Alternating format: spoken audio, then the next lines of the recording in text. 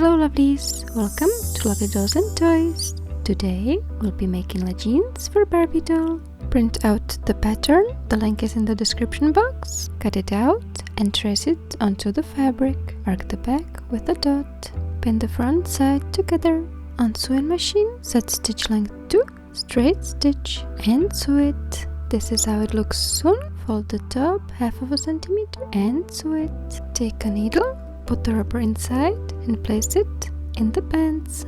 This step is optional. The leggings fit without the rubber inside. This is how it looks when the rubber is inserted. Pin the back side of the pants. Sew it. This is how it looks when it's sewn. Fold the ends of the pants on both sides and pin them. Sew them. This is how it looks when it's sewn. Pin both inside parts of the pants. Sew them.